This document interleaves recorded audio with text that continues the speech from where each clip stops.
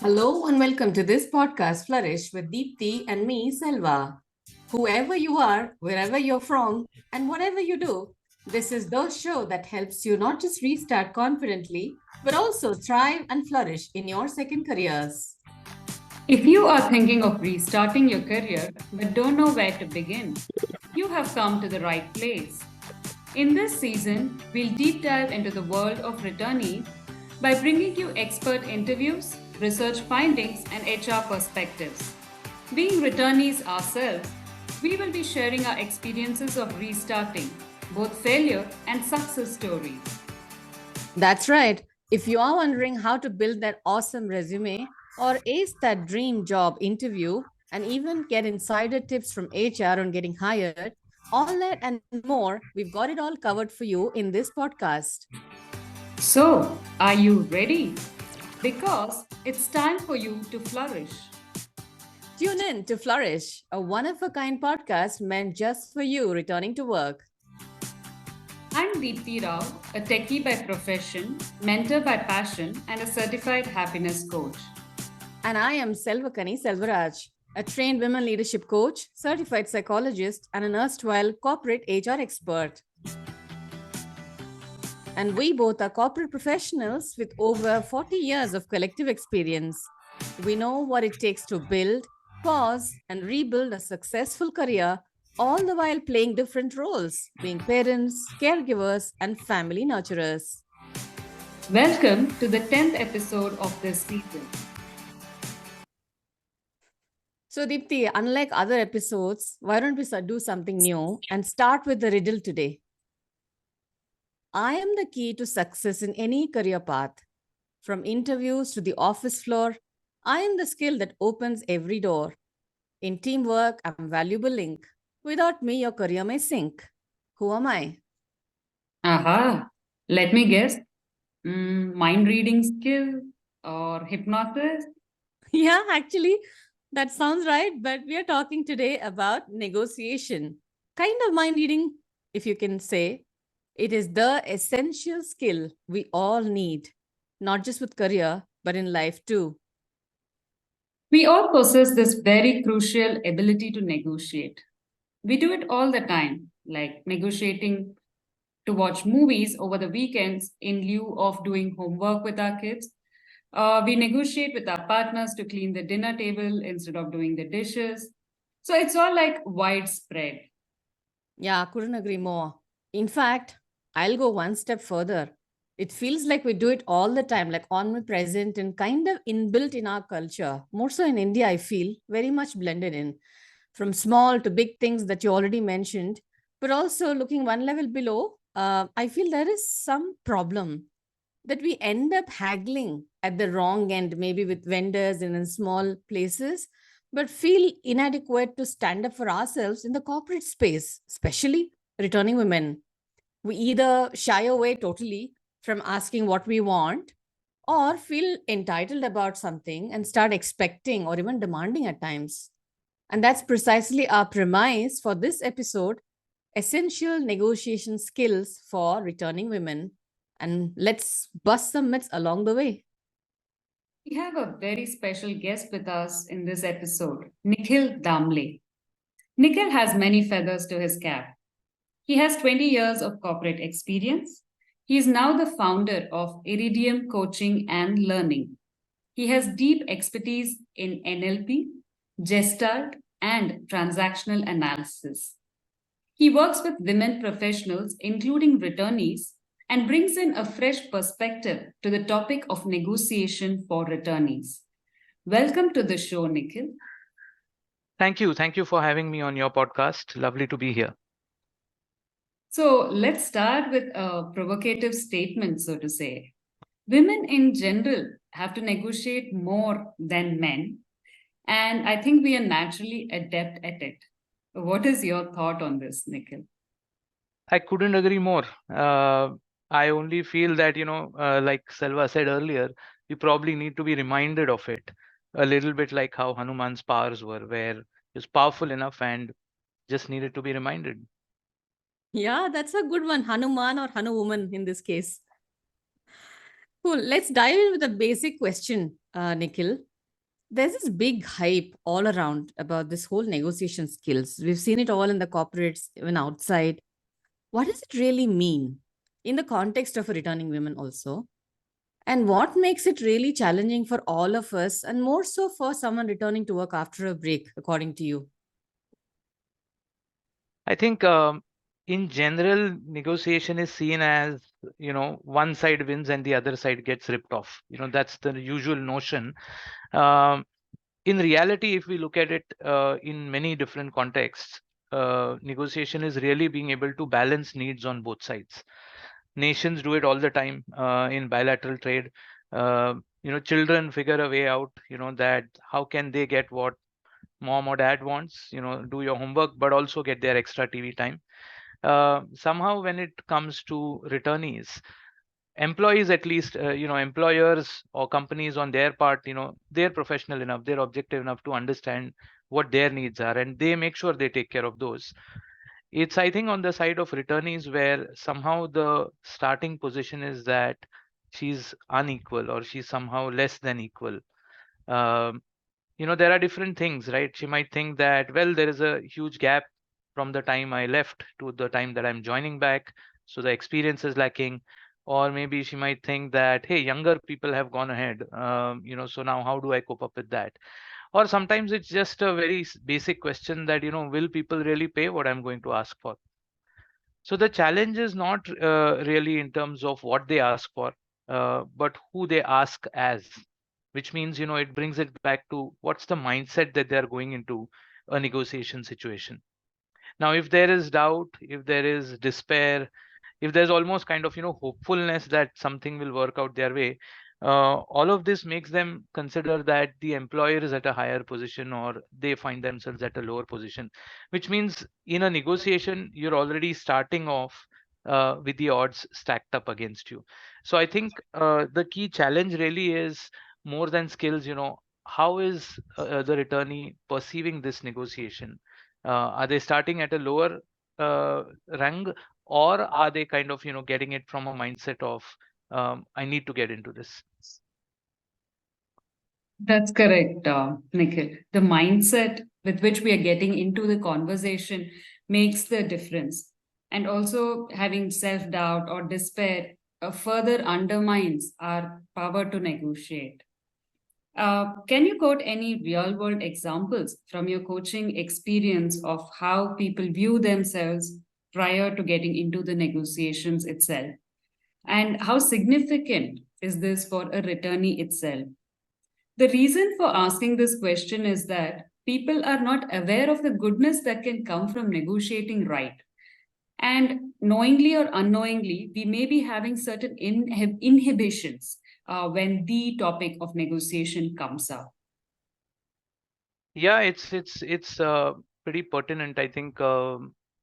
And there are several examples that I come across in coaching, um, and some good, some not so good. But one common thing that I've seen is most of the times people find themselves, women that are returning back to work, they find themselves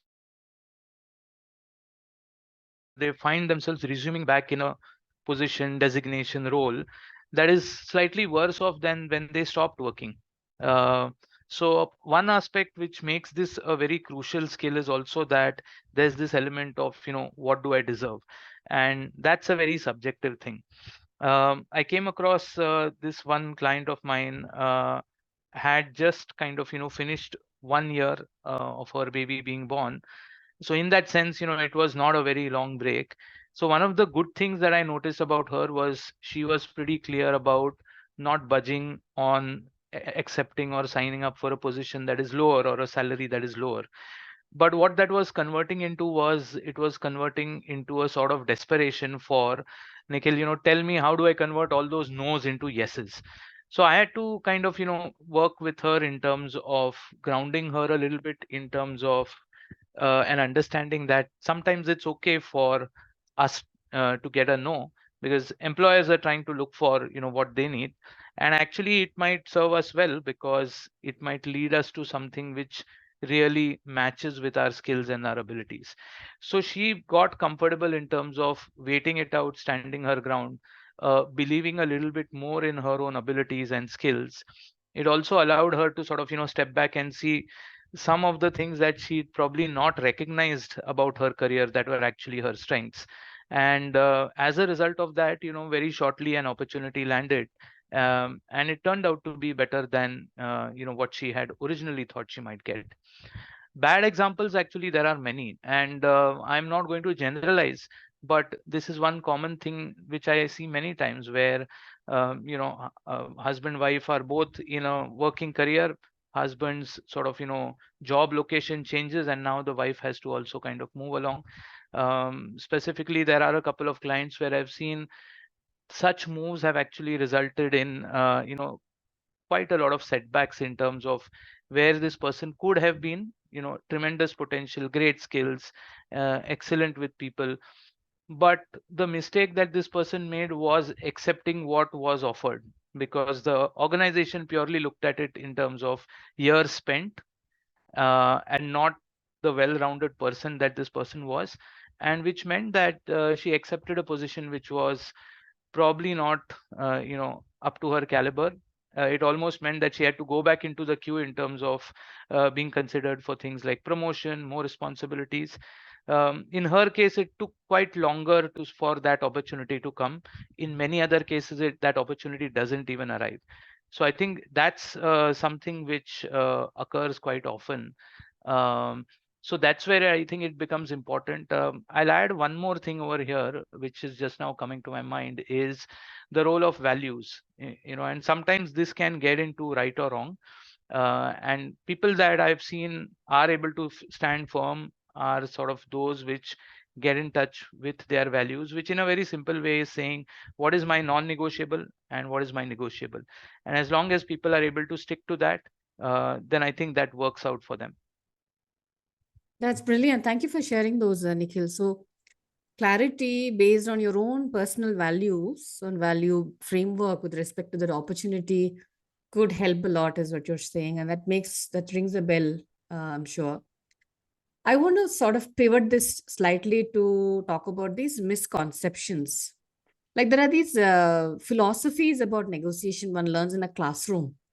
That it is a zero sum game, or it should be win win for both at a concept level.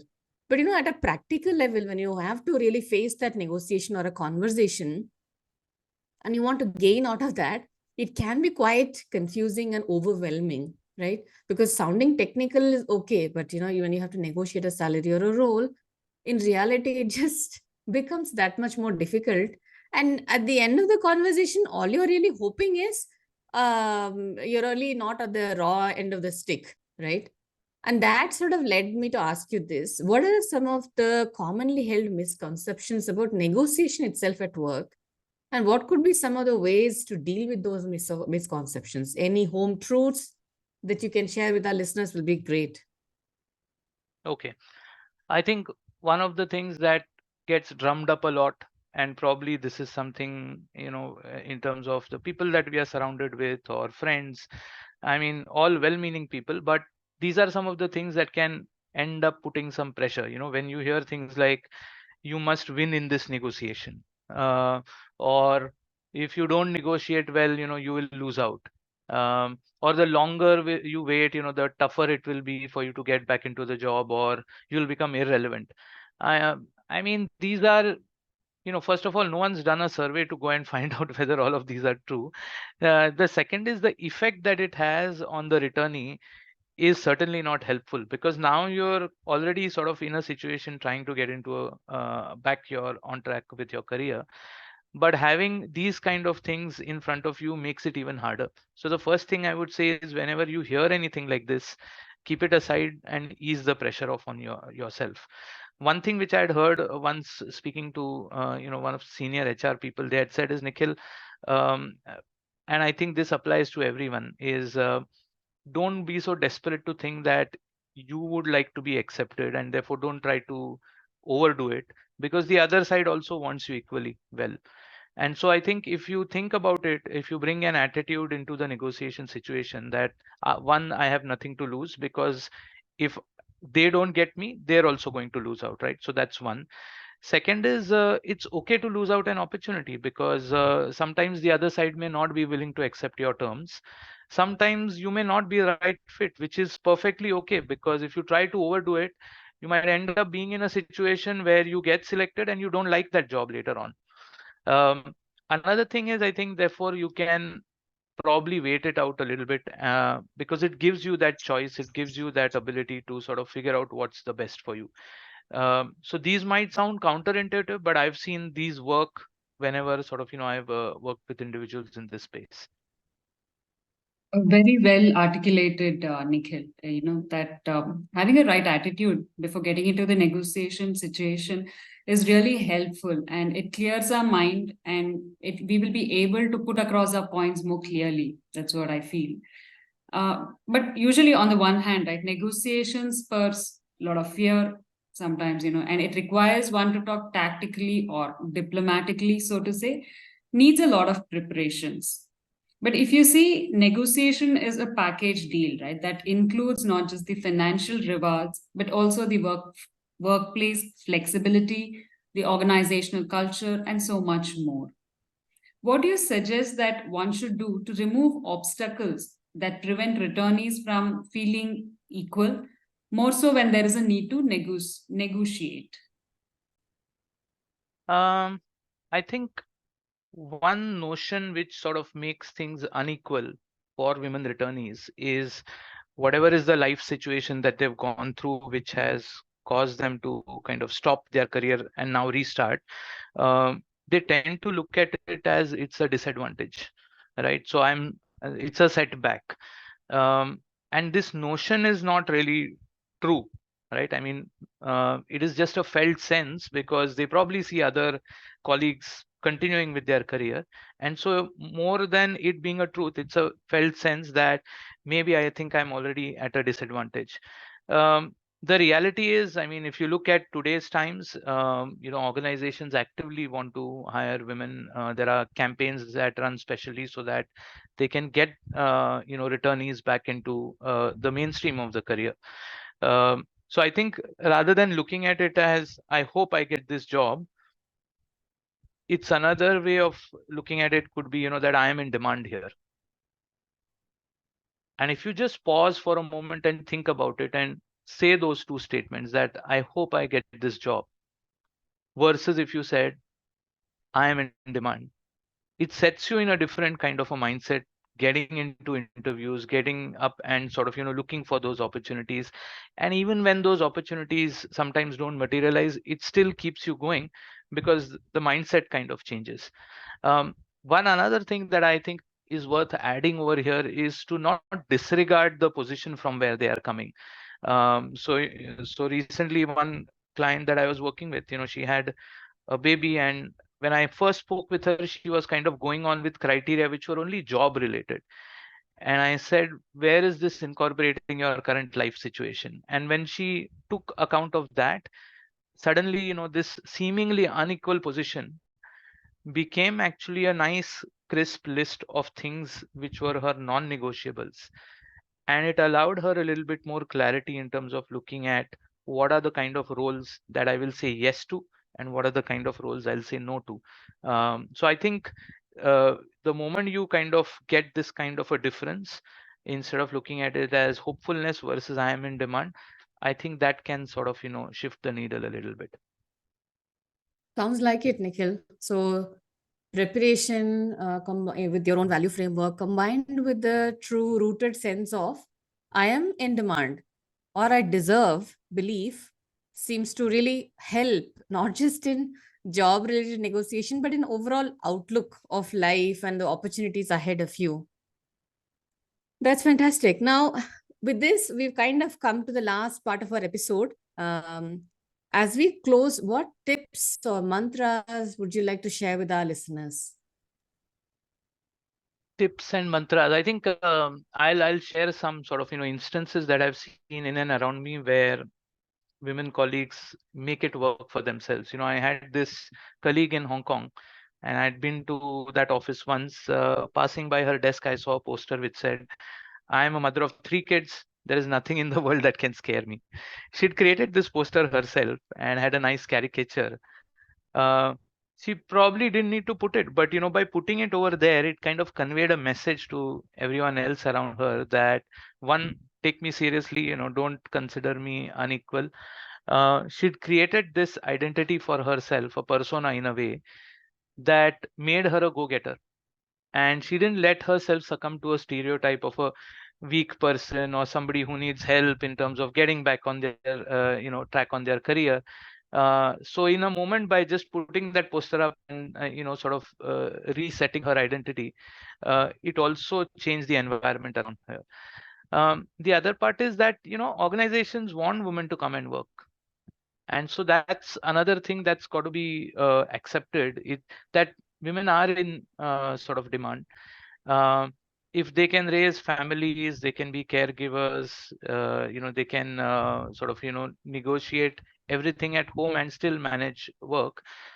I don't think managing a few teams and projects at the workplace is really a very big deal. At the end of it, what you've got when you hire women is they're able to navigate complexity much better. They're able to understand the interdynamics much better. So I think returnees actually need to embrace themselves and remind themselves of all of who they are, and not sort of look at themselves as a smaller caricature of, I am a sort of unequal career sort of professional. So I think those things just make them small, and then that can bring that kind of a thinking that somehow I think I'm behind in my career. So when they come back to work, they definitely need to take into consideration how things are different. But I think they also need to remember that they bring more experience, more depth than some of the other colleagues that are there. So coming back from a sort of halt or a break in career shouldn't really be treated as if it's a disability in a way, but actually it should be looked at as an experience which has brought more depth in their work experience compared to other candidates, possibly something which other candidates can't even bring. So I think they don't need to be, women returnees don't need to be taught how to be a good negotiator. I think they need to be reminded that they're already good at negotiation, and that they must stand their ground in terms of bringing all of themselves to a negotiation conversation. I'm feeling so elated, Nikhil, hearing to these words. There's a lot more that we have to offer as women, because of the experiences that we have, not just at the corporate world, but also the way we handle our families. This reminded me of an incident that happened at my office. The same thing. Even I had a picture of both my kids in my cubicle, and one of my director who passed by in the aisle said that when we were discussing a couple of projects, that she's going to be very good at time management. She has 2 kids. Are you kidding? So that's the thing that came up to my mind when you were discussing about this example. And also the other thing, when we started our episode earlier, we spoke about how Lord Hanuman was unaware of his strengths until he was reminded of it. And similarly, so I feel, Nikhil, you are reminding us of the innate strength that we already possess, just that it needs to be brought out and used correctly.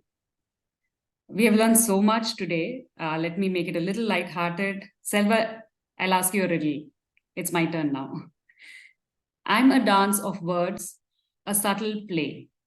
In conflicts and talks, I hold sway. I seek resolution, never dismay, bringing harmony at the end of the day. Who am I? Yeah, I think I know it. Is it negotiation? Yeah, right. Not just that, but also a belief that I am in demand. Yeah, that's true. A belief that can give us the necessary confidence and self belief while negotiating. It's time to thank our wonderful guest, Nikhil. He has shared some amazing insights. It was a great learning for me, and I'm sure there are several takeaways for our listeners as well. Thank you so much for spending time with us on this episode today, Nikhil.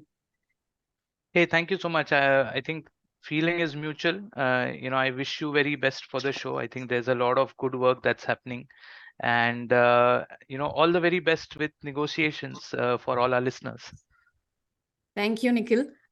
Taking inspiration from the quote by John F. Kennedy, who once said, let us never negotiate out of fear, but also let us never fear to negotiate. And yes, what better way to choose this episode and close this by saying, let us never fear to negotiate. Your feedback is our inspiration. Be generous with your ratings so that we are able to reach many more women who are looking for that inspiration to restart. Remember to like, share, and subscribe to Flourishe. We hope you liked our podcast. All we do in this podcast is to have meaningful conversations, speak to experts like Nikhil today, and bring you the real stories of returnship. Look up our show notes for research links and our social media connects. Why just survive when you can thrive and flourish in your career? Amen to that. Bye, folks. Until the next time in our next episode.